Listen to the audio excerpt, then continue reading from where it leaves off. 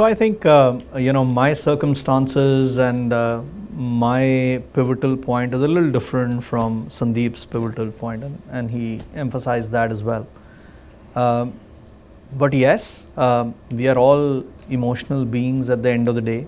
We get emotionally involved with companies that we work for, the brands that we create, and I'd be lying if I was to say that the Airtel in me can never die. It can never die. It'll always remain.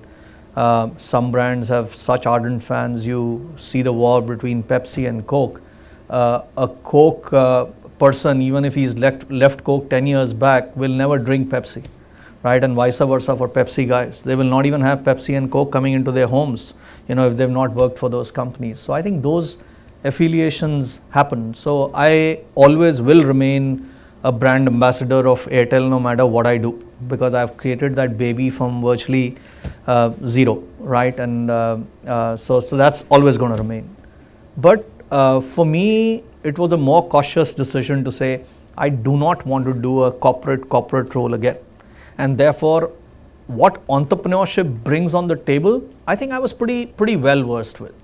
I knew what I'm getting into. I think these things like, obviously when you work for a large company, a multi-billion-dollar company, you have 8 guys who look after your office. You got a large, office which looks like, it can be ostentatious at times as well, right? But the moment you get into more entrepreneurial setups, which are smaller in size, these things come. But there are trade-offs, right? And you have to be sure what are you hunting and what are you looking for. But if you are wearing your ego and everything on your sleeve, then don't make a move, right? But one thing that I realize in a very short span in time is, as I see the talent on the entrepreneurial side of things, I truly believe that people who are suited to develop these complex businesses and can do a lot more to these businesses are probably sitting in this room. People like yourselves who work for corporate organizations, but over time these guys have become slaves of EMIs and fixed salaries, and you can't blame them. And to give that up and to move on into this new dimension is not that easy. It's tough. But more and more people are doing it. I think these capabilities are getting transported. I was talking to a few people this morning to say, till few years back, nobody from IMA, IMB, IMC used to look at entrepreneurship or startups. Look at it now. This year, 20% of the people at IMA have gone in for entrepreneurship or startups. This phenomena is going to change. I was in the Valley, just about 4-6 weeks back, and every guy walking on the street has a $1 billion dream, right? Because that's what is nurturing over there. 15 engineers, 1,200 square feet of office, an idea, and $1 billion, right? That is going to come here. It is going to come here, right? It is slowly happening because the new age businesses that are getting created, fortunately, unfortunately, 60-70% of the wealth of this country lies with 60 or 70 families, right?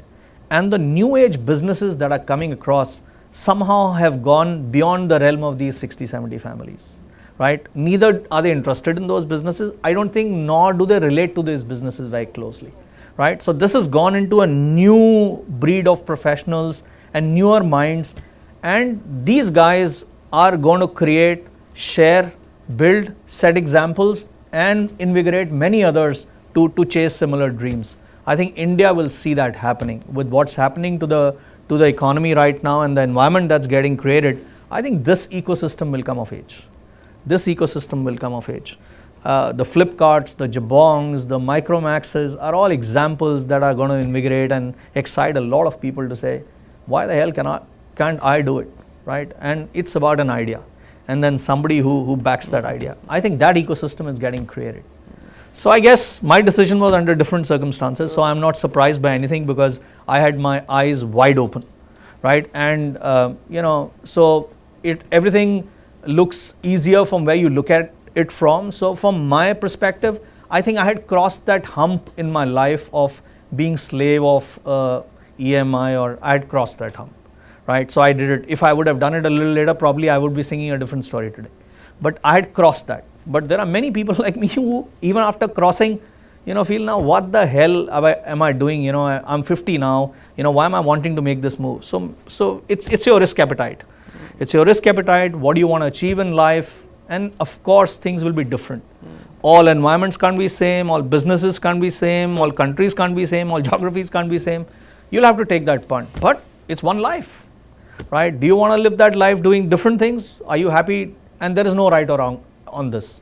It's each to himself. Some people are happy doing one, there are others like me who want to do different things in life.